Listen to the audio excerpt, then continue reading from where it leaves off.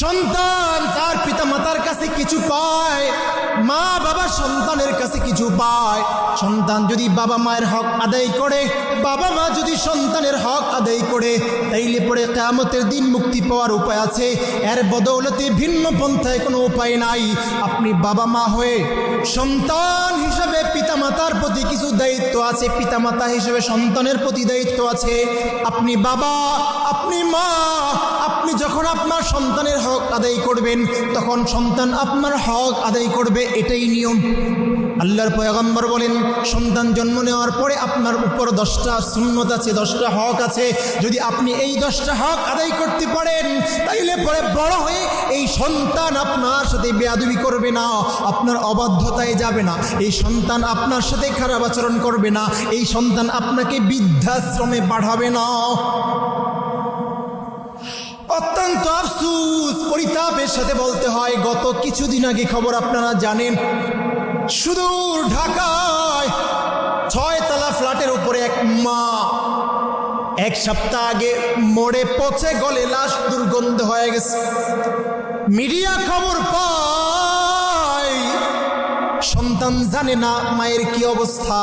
আরে সন্তানরা অসহায় দরিদ্র না, না না, এক সন্তান সুদূর প্রবাসে ইউরোপের দেশে থাকে, আরেক সন্তান বাংলাদেশের সবচেয়ে শিক্ষিত, সবচেয়ে প্রসিদ্ধ যেই কলেজ আছে বুয়েটের প্রফেসর, আরেক সন্তান সচিবালয়ে চাকরি করে। এত সন্তান থাকার পরেও, এত টাকাওয়ালা হওয়ার পরেও শেষ বয়সে মায়ের জন্য সুন্দর একটা মৃত্যু পাইল না, মৃত্যুর সময় সন্তানদেরকে কাছে পাইল না। এমন অবস্থা, 1 সপ্তাহ আগে মা মারা গেছে, মরে পচে গলে দুর্গন্ধ হয়ে গেছে। সন্তান জানে না, সন্তান জানার পরে পরিচয় দেয় না, এটা আমার মা না, এটা আমার খালা লাগে। अगिया आईन लड़ाई में अगर वक्त नमाज, अगिया आईन लड़ाई में अगर वक्त नमाज, क़िबला रोहो को ज़मी बोस किया कौम हिजाज, क़िबला रोहो को ज़मी बोस किया कौम हिजाज। एक ही सफ में खड़े हो कर, एक ही सफ में खड़े हो कर, महमूद आयाज, न कोई बंदा नवा और न कोई बंदा नवाज, न कोई बंदा नवाज और न कोई बंदा नवाज। बंदा ये साहिब मुहताज गनी एक हुई, बंदा ये साहिब मुहताज गनी एक हुई, क़िबला रोहो को ज़मी बोस किए एक हुई। अल्हम्दुलिल्लाह, মহান রব্বুল আলামিনের দরবারে কালিমাতুশ শুকর আদায় করে যে আল্লাহ সুবহানাহু ওয়া তাআলা আমাদেরকে এই মহতি মাহফিলে আসার, বসার, 2-4টি কথা বলবার এবং শুনবার তৌফিক দান করেছেন, সে মহান রব্বুল আলামিনের দরবারে কালিমাতুশ শুকর আদায় করি, বলি আলহামদুলিল্লাহ। সম্মানিত উপস্থিতি, আলোচনা খুব দীর্ঘ করার সুযোগ নেই, অত্যন্ত সংক্ষিপ্ত সময়ে গুরুত্বপূর্ণ কিছু কথা আপনাদের সম্মুখে পেশ করব ইনশাআল্লাহ। কোনো রকম ভূমিকা ছাড়া, সময় নষ্ট করা ছাড়া সরাসরি আমার আয়াতকৃত তেলাওয়াত সম্পর্কে আপনাদেরকে কিছু ধারণা দেওয়ার চেষ্টা করব ইনশাআল্লাহ। আল্লাহ তাআলা তৌফিক দিলে সকলের প্রতি বিশেষ দৃষ্টি আকর্ষণ করব। আপনারা এই কথাগুলো দিলের কানে মনোযোগের সাথে আমলের নিয়তে যদি শুনতে পারি, তাহলে আশা করা যায় কিছু উপকার ফায়দা হবে। রাজি আছেন তো ইনশাআল্লাহ? আমি যে আয়াত তেলাওয়াত করেছি কুরআনুল কারীমের সূরা নামলের 90 নম্বর আয়াত। আল্লাহ তাআলা কুরআনুল কারীমে একটা সূরার নাম করেছেন, যেই সূরার নামটা আমাদের সম্মুখে একটা প্রাণী মৌমাছির নামে। তো এই মৌমাছির নামে আল্লাহ তাআলা সূরার নাম করলেন, কারণ কি? এই মৌমাছির বিশাল গুণ রয়েছে, যেগুলো বিস্তারিত বলে আজকের আলোচনা শেষ করা যাবে না, সেদিকে যাচ্ছি না।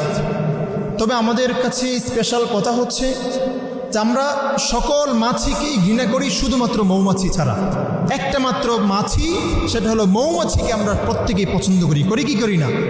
যদিও এই মৌমাছি আমাদেরকে কামড় দেয়, কিন্তু এরপরও পছন্দ করি কেন? কারণ হচ্ছে মৌমাছি এমন এক খাদ্য আমাদেরকে দিয়ে থাকে, যে খাদ্যটা পৃথিবীর সবচাইতে শ্রেষ্ঠ খাদ্য, এর চাইতে দামি আর কোনো খাদ্য নেই। তো এই মৌমাছির নামে আল্লাহ তাআলা সূরা নাজিল করলেন কেন? মৌমাছির অনেকগুলো গুণ আছে, মৌমাছির গুণের দিকে যাচ্ছি না। এই সূরার একটা আয়াত হলো 90 নম্বর আয়াত, যেই আয়াতটা আপনারা প্রত্যেকেই গুরুত্ব সহকারে প্রত্যেক জুমায় খতিব সাহেবের কাছ থেকে দ্বিতীয় খুতবায় শুনে থাকেন। কিন্তু যদি জিজ্ঞেস করি যে আপনারা কি জানেন যে এই আয়াতটা প্রতি জুমায় দ্বিতীয় খুতবায় আপনাদের খতিব সাহেব কেন পড়েন? একদিন কি জিজ্ঞেস করেছেন? খতিব সাহেবকে জিজ্ঞেস করেছেন যে খতিব সাহেব, কোরআনে এত এত আয়াত থাকতে এক আয়াত আপনি প্রত্যেক খুতবায় কেন পড়েন? জিজ্ঞেস করেছেন? না। কেন করবেন?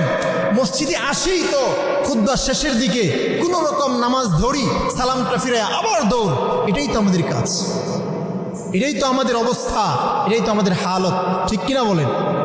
আরো জোরে বলেন ঠিক কিনা?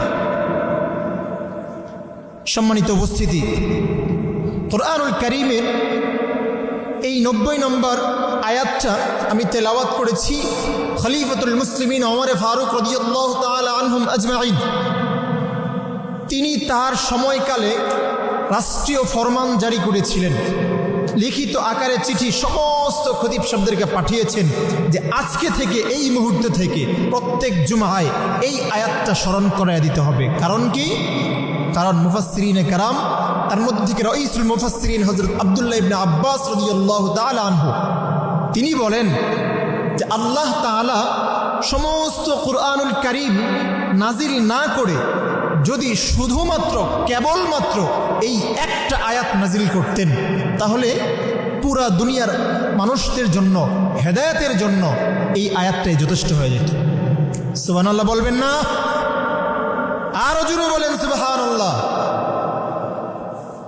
তো এই আয়াতে কি এমন আছে যে এই এক আয়াত পুরা কুরআনুল কারীমের সমস্ত আয়াতের ভার বহন করে? এই আয়াতের ব্যাপারে সমস্ত মুফাসসিরিনে কেরাম লিখেছেন যে এই আয়াতে 3টা উপদেশ আছে, আদেশ আছে 3টা, নিষেধ আছে 3টা, মোট 6টা কর্মসূচি আছে এই আয়াতের মধ্যে। এই 6টা কর্মসূচি যদি কোনো মানুষ তার জীবনে বাস্তবায়ন করতে পারে, কোনো মানুষ যদি তার জীবনে আমল করতে পারে, তাহলে ওই মানুষটার জীবন সোনার জীবনে পরিণত হয়ে যাবে। ওই মানুষটার জীবন দুনিয়ার জীবনেও যেমন উপকারী হবে, তেমনি তার জন্য জান্নাত ওয়াজিব হয়ে যাবে।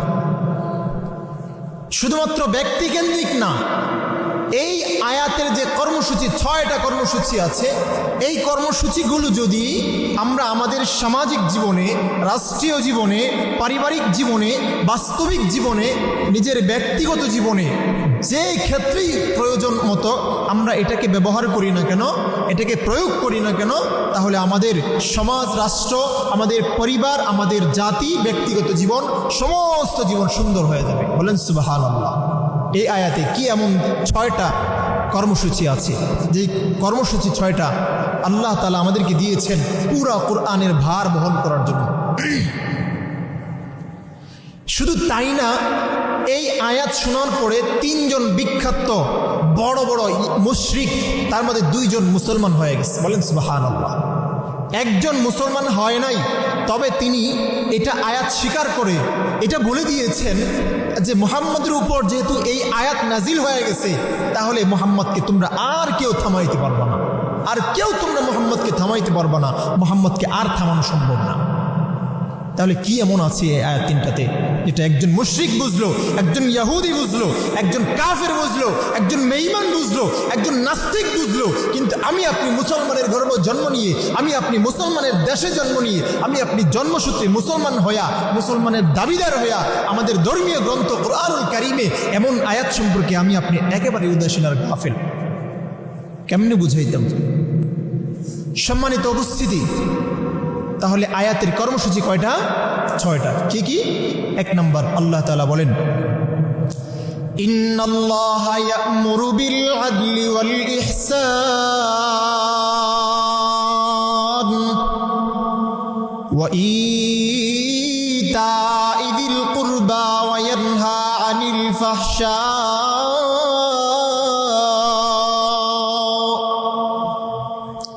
আল্লাহ তাআলা কুরআনুল কারীমের এই আয়াতে 6টা কর্মসূচি দিয়েছেন। এই 6টা কর্মসূচির 6টার আলোচনা আজকের সারা রাত করে শেষ হবে না। আজকে মাত্র 1 নম্বর কর্মসূচির ব্যাপারে আলোচনা করব।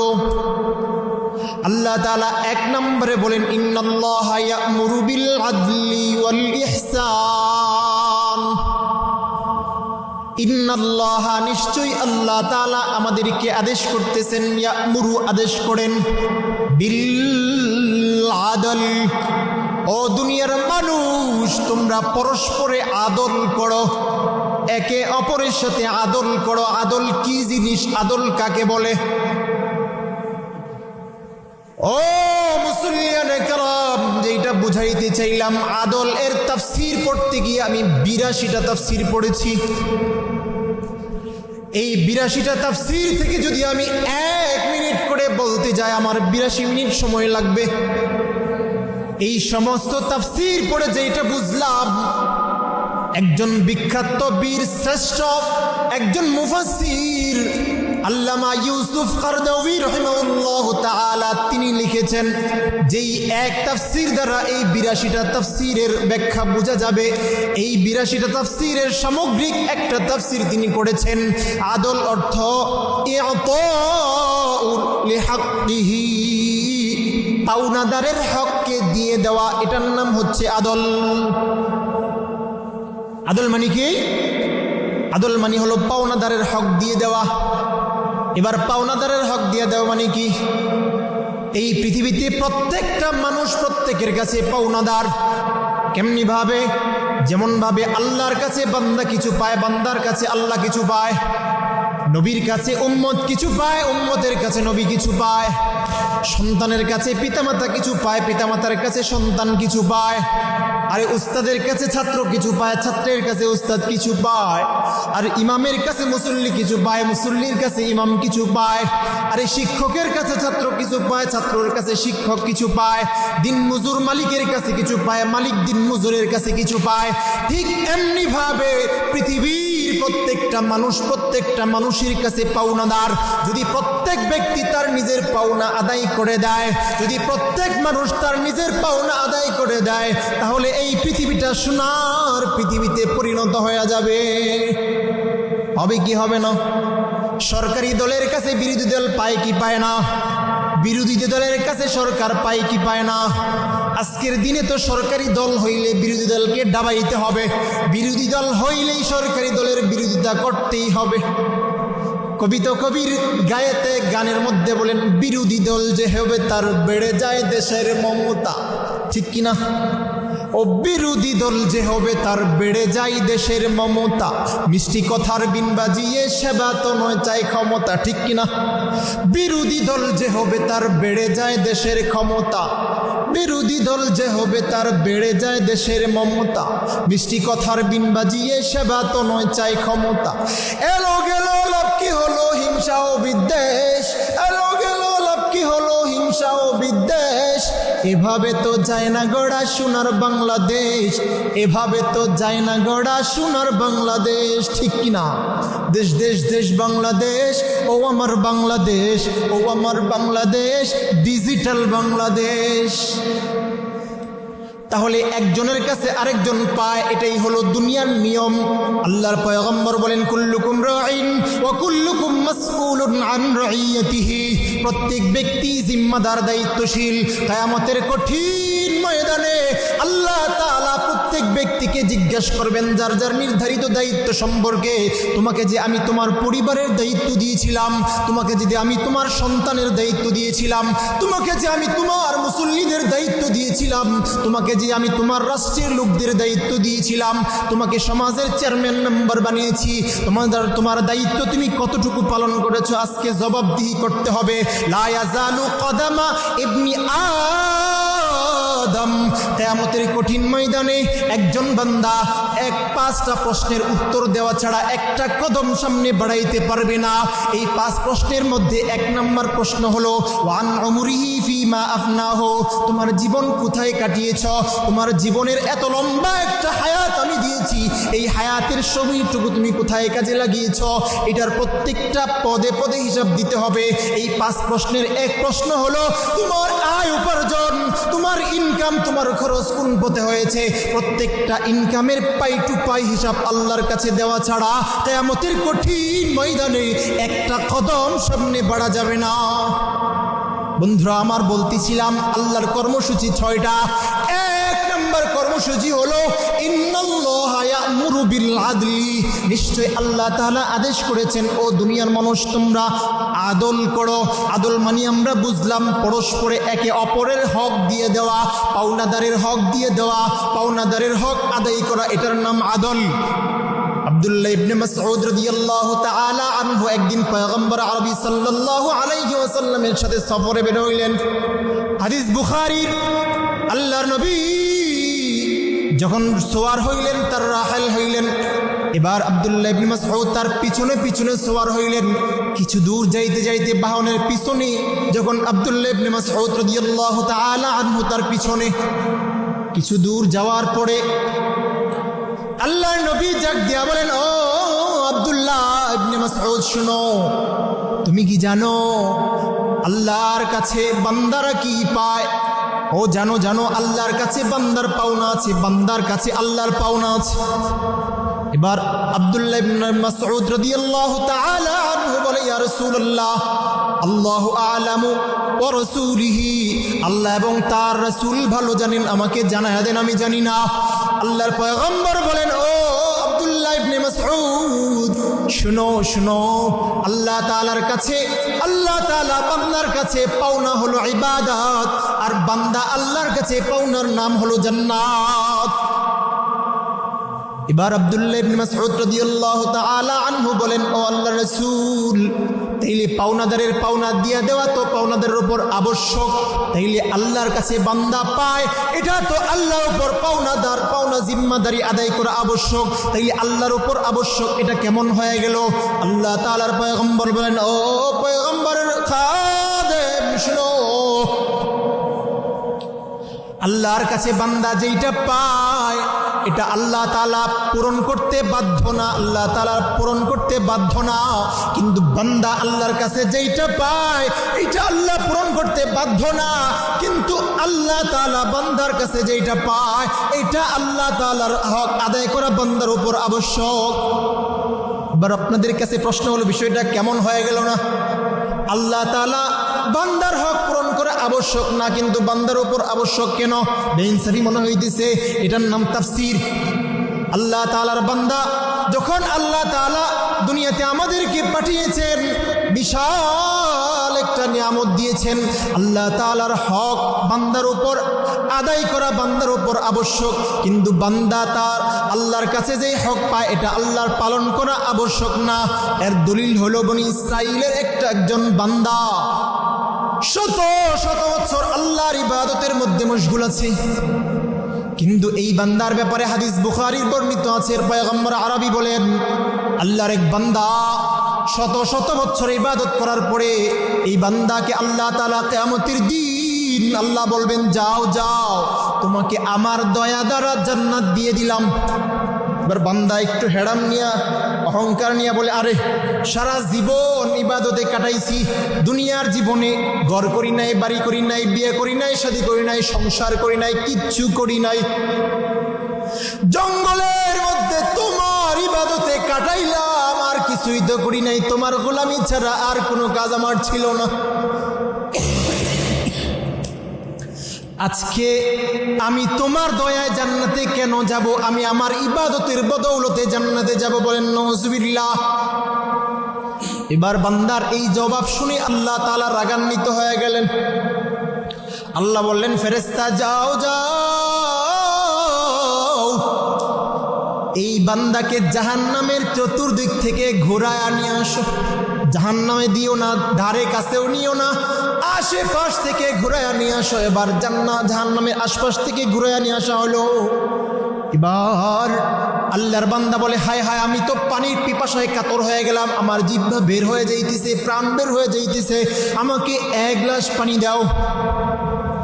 এবার আল্লাহ তাআলা বলেন, ও বান্দা, আজকের দিনে আমার এক গ্লাস পানির বদৌলত হলো 400 বছরের ইবাদত। বিনা পয়সায়, বিনা পুঁজিতে, বিনা মূল্যে আজকে পানি দেওয়ার সুযোগ নাই। এক গ্লাস পানির দাম হলো 400 বছরের ইবাদত। এবার বলে বান্দা আল্লাহর কাছে, বলে, আল্লাহ নিয়ে যাও আমার 400 বছরের ইবাদত, আমাকে এর বদৌলতে এক গ্লাস পানি দান করো, আমাকে এক গ্লাস পানি দেওয়া, আগে জীবন বাঁচাই। এবার 500 বছরের ইবাদতের বদৌলতে, 400 বছরের ইবাদতের বদৌলতে এক গ্লাস পানি দেওয়া হলো। পানি পান করার পরে এবার বলে, বান্দা তুমি তোমার কোন আমলের বিনিময়ে যেন জান্নাতে যাইবা? এবার বান্দা তাকায় দেখে তার আমলের খাতা শূন্য। সারা জীবনের আমল নামার বিনিময়ে আল্লাহ তাআলার কাছ থেকে এক গ্লাস পানি কিনে নিয়েছে। এবার আল্লাহ জিজ্ঞেস করে, বান্দা তোমার সারা জিন্দেগিতে আমি কত গ্লাস পানি পান করাইছি? তোমার সারা জীবনে আমি কত নিয়ামত দান করেছি? তোমার সারা জীবনে আমি তোমার কত নিয়ামত দিয়েছি? প্রত্যেকটার হিসাব আজকে দেওয়া ছাড়া এক কদম সামনে যাওয়া যাবে না। বান্দা বলে, আয় আল্লাহ, অন্যায় করেছি, অপরাধ করেছি, ভুল করেছি, মাফ করে দাও, তওবা করতেছি আল্লাহ, তোমার দয়া ছাড়া জান্নাতে যাওয়ার আমার উপায় নাই। তাইলে এবার বুঝেন, আল্লাহ তাআলার হক আল্লাহ তাআলা আমাদেরকে দিয়েছেন, আমাদেরকে জান্নাত দিবেন, এটা আল্লাহ তাআলা যদিও আমাদের প্রাপ্য, কিন্তু আল্লাহর দয়া। কিন্তু আল্লাহ তাআলার ইবাদত করা বান্দার উপর আবশ্যক, ওয়াজিব, ফরজে আইন। কেন? আল্লাহ তাআলা আমাদেরকে দুনিয়াতে পাঠিয়েছেন শুধুমাত্র কেবলমাত্র তার ইবাদত করবার জন্যে। আমরা যদি তার ইবাদত করি, এরপরে আল্লাহ তাআলা যদি আমাদেরকে জান্নাত দেয়, এটা আল্লাহর দয়া। কারণ আমরা প্রতিনিয়ত, প্রতি সেকেন্ডে সেকেন্ডে আল্লাহ তাআলার যে নিয়ামত ভোগ করতেছি, এই নিয়ামতের বদলা দিতে গেলে আমাদের ইবাদতে কুলাবে না, সম্ভব না। এই জন্য পয়গম্বর আরবির সাহাবী হযরত আবু বকর রাদিয়াল্লাহু তাআলা আনহু একদিন গাছের পাতা ধরে ডেকে বলে, ইয়া লাইতানি কুনতু ওয়ারাকা, চোখের পানিগুলো ছেড়ে কান্দে আর বলে, ও গাছের পাতা, আমি যদি তোমার মতো গাছের পাতা হইতাম তাইলে তো তোমার জন্য আমার জন্য কতই না ভালো হইতো। আল্লাহর দরবারে আমার দাঁড়াইতে হইতো না, জবাব দিতে হইতো না। ও গাছের পাতা, তোমার সৌভাগ্য কত ভালো, তোমার আল্লাহর কাছে জবাব দিতে হবে না, তোমার আল্লাহর সামনে দাঁড়াইতে হবে না, বিচার কার্য দিবসে তোমার কোনো জবাব নাই। আমি আবু বকর যদি আল্লাহর সামনে দাঁড়াই, আমার জানা নাই কি জবাব দিব। পয়গম্বর আরবি বলেন, ও দুনিয়ার মানুষ শুনো, আমার থেকে নিয়ে কিয়ামত পর্যন্ত যত মুসলমান দুনিয়াতে আসবে, সমস্ত মুসলমানের ইবাদত যদি এক পাল্লায় দেওয়া হয়, আমি আবু বকরের আমলনামা যদি আরেক পাল্লায় দেওয়া হয়, তাইলে আবু বকরের আমলনামার পাল্লাটাই ভারী হবে। এই এত ভারী আমলনামা নিয়া আমার আবু বকর বিনা দ্বিধায় আমলের বদৌলতে জান্নাতে যেতে পারবে না আল্লাহর দয়া ছাড়া। তাইলে আমি আর আপনি কত ইবাদত করেছি, আমার আপনার আল্লাহর কাছে জবাব দেওয়ার কি আছে? ও দুনিয়ার মানুষ শুনো, যেই কথা বলতে চাইলাম, আল্লাহ তাআলা 6 কর্মসূচির 1 নম্বর কর্মসূচি দিলেন, ইন্নাল্লাহা ইয়া'মুরু বিল আদলি, তোমরা পরস্পরে আদল করো, একে অপরের হক আদায় করো, পাওনাদারের হক আদায় করো। সন্তান তার পিতা মাতার কাছে কিছু পায়, মা বাবা সন্তানের কাছে কিছু পায়, সন্তান যদি বাবা মায়ের হক আদায় করে, বাবা মা যদি সন্তানের হক আদায় করে, তাইলে পরে কিয়ামতের দিন মুক্তি পাওয়ার উপায় আছে। এর বদৌলতে ভিন্ন পন্থায় কোনো উপায় নাই। আপনি বাবা মা হয়ে সন্তান হিসাবে পিতামাতার প্রতি কিছু দায়িত্ব আছে, পিতামাতা হিসেবে সন্তানের প্রতি দায়িত্ব আছে। আপনি বাবা, আপনি মা, আপনি যখন আপনার সন্তানের হক আদায় করবেন তখন সন্তান আপনার হক আদায় করবে, এটাই নিয়ম। আল্লাহর পয়গম্বর বলেন, সন্তান জন্ম নেওয়ার পরে আপনার উপর 10টা সুন্নত আছে, 10টা হক আছে। যদি আপনি এই 10টা হক আদায় করতে পারেন, তাইলে পরে বড় হয়ে এই সন্তান আপনার সাথে বেয়াদবি করবে না, আপনার অবাধ্যতায় যাবে না, এই সন্তান আপনার সাথে খারাপ আচরণ করবে না, এই সন্তান আপনাকে বৃদ্ধাশ্রমে পাঠাবে না। অত্যন্ত আফসোস, পরিতাপের সাথে বলতে হয়, গত কিছুদিন আগে খবর আপনারা জানেন, সুদূর ঢাকায় 6 তলা ফ্ল্যাটের উপরে এক মা 1 সপ্তাহ আগে মরে পচে গলে লাশ দুর্গন্ধ হয়ে গেছে। মিডিয়া খবর পায়, সন্তান জানে না মায়ের কি অবস্থা। আরে সন্তানরা অসহায় দরিদ্র না, না না, এক সন্তান সুদূর প্রবাসে ইউরোপের দেশে থাকে, আরেক সন্তান বাংলাদেশের সবচেয়ে শিক্ষিত, সবচেয়ে প্রসিদ্ধ যেই কলেজ আছে বুয়েটের প্রফেসর, আরেক সন্তান সচিবালয়ে চাকরি করে। এত সন্তান থাকার পরেও, এত টাকাওয়ালা হওয়ার পরেও শেষ বয়সে মায়ের জন্য সুন্দর একটা মৃত্যু পাইল না, মৃত্যুর সময় সন্তানদেরকে কাছে পাইল না। এমন অবস্থা 1 সপ্তাহ আগে মা মারা গেছে, মরে পচে গলে দুর্গন্ধ হয়ে গেছে। সন্তান জানে না, সন্তান জানার পরে পরিচয় দেয় না, এটা আমার মা না, এটা আমার খালা লাগে। দুঃখের কথা কারে বুঝাইতাম, ও সন্তান, আজকে তোমার আমার মতো একজন আল্লাহওয়ালা, একজন বড় বুজুর্গ আল্লাহর ওলি ছিলেন।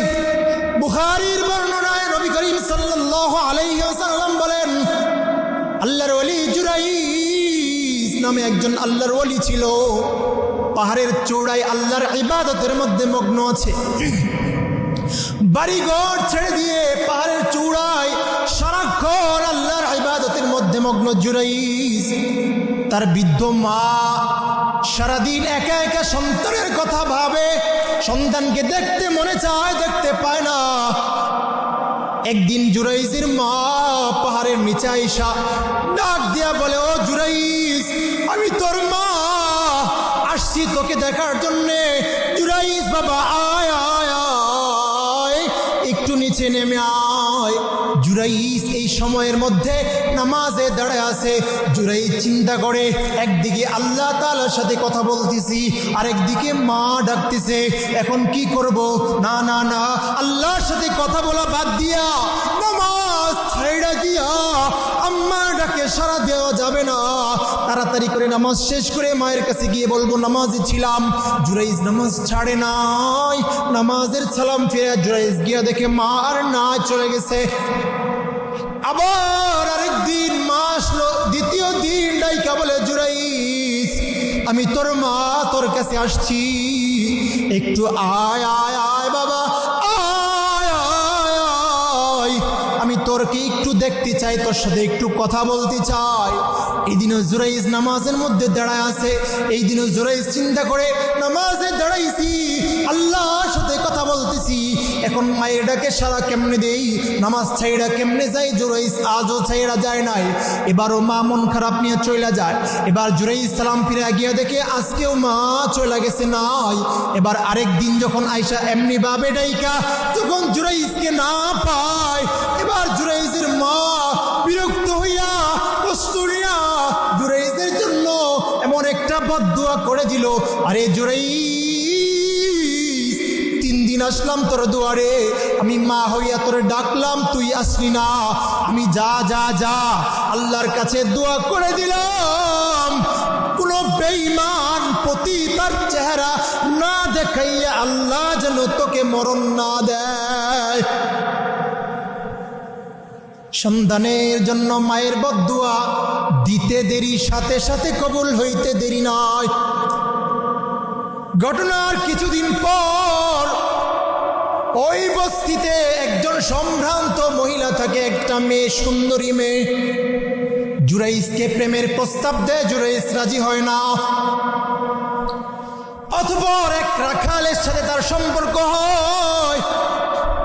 এক পর্যায়ে অপকর্মে লিপ্ত হয়ে এই রাখালের সাথে জিনায় লিপ্ত হয়ে এই রাখালের সন্তান তার গর্ভে ধারণ করে এই সন্তান ভূমিষ্ঠ হয়। এবার বলে, এই যে পেটে সন্তান আসছে, এই যে সন্তান ভূমিষ্ঠ হয়েছে, এর পরিচয় আমি কি দিব? রাখাল বলে, যদি আমার পরিচয় দাও তাইলে পরে সমাজের মধ্যে তুমি অমুক দেখাইতে পারবা না, আমারও বাঁচার উপায় নয়। আমি রাখাল, আমাকে মেরে ফেলবে, তোমাকেও লাঞ্ছিত অপমানিত হইতে হবে, আশ্রয়ের জায়গা নাই। কি করা যায়, কি করা যায়?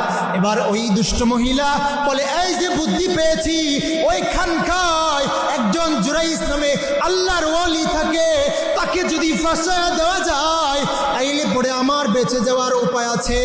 সবাই তাকে ছি ছি করবে এবং আমাকে খারাপ ভাববে না। এই কথা বলে তেমন যেমন চিন্তা তেমন কাজ করে ফেললো। বলতে থাকে, আমার এই সন্তান দেখো দেখো, তোমরা যাকে আল্লাহর ওলি মনে করো, তোমরা যাকে বড় বুজুর্গ মনে করো, এই যে বড় বুজুর্গ দেখো আমার সাথে জিনা অপকর্ম করে আমার সন্তান জন্ম দিয়েছে, আজকে সে স্বীকার করে না। সমাজের যুবকরা এবার যায় জুরাইজের খানকা ভেঙে চুরমার করে দিয়েছে। জুরাইজকে মারতে মারতে জিজ্ঞাসা করে, তোকে তো ভালো মনে করেছিলাম, এমন বড় অপকর্ম কেমনে করলি? বলে, আরে বাবা, আমি তো এই মহিলাকে চিনি না, কোনোদিন দেখিও নাই, এত বড় অপবাদ আমার সামনে কিভাবে দিলা? নিয়ে আসো মহিলাকে, নিয়ে আসো, আমার সামনে নিয়ে আসো। মহিলাকে নিয়ে আসার পরে জুরাইজ ওই সন্তানকে, ছোট্ট বাচ্চাকে খুঁচা দিয়া হাত দিয়া বলে, ওরে সন্তান, একটু বইলা দে না তোর বাবার পরিচয় কি? এই কুলের সন্তান ছোট্ট মাসুম বাচ্চা, এই কুলের সন্তান অল্প দিনের বাচ্চা এবার ডাক দিয়া বলে, আমার বাবার পরিচয় হলো ওই যে জঙ্গলে একটা রাখাল, এই রাখাল হলো আমার বাবা। ইনি আল্লাহর ওলিয়াতে কোনো সন্দেহ নাই, ইনার কোনো দোষ নাই, ইনি একজন ব্যভিচারিণী মহিলা, তাকে ফাঁসানোর জন্য বলা হয়। এবার ওই যুবকেরা বলে, আল্লাহর ওলি, ভুল করেছি, মাফ করে দেন, আপনি চাইলে আপনার খানকা আমরা স্বর্ণ দ্বারা বানায়া দিব। আল্লাহর ওলি বলে, না রে যুবক, না, যেমন মাটির খানকা ছিল এমনি বানায়া দাও। আজকে আমার উপরে যেই গজব, আজকে আমার উপরে যেই আযাব, এটা আমার অপকর্মের কারণে, এটা আল্লাহর পক্ষ থেকে আমার কাছে সুসংবাদ আছে। আরে বাবা, কেমনে বুঝাইতাম আমার জানা নাই। সন্তান যদি পিতামাতার অবাধ্য হয়, এই সন্তান পৃথিবীর সবচেয়ে বড় আবেদ যদি হয়ে যায়, বাইতুল্লাহ জিয়ারত করতে করতে তার জুতার তলা যদি ক্ষয় হয়ে যায়, সিজদা দিতে দিতে যদি কপাল দাগ হয়ে যায়, যতক্ষণ না পর্যন্ত পিতামাতা তার উপরে সন্তুষ্ট হবে, ততক্ষণ আল্লাহর জান্নাত তার নসিবে জুটবে না।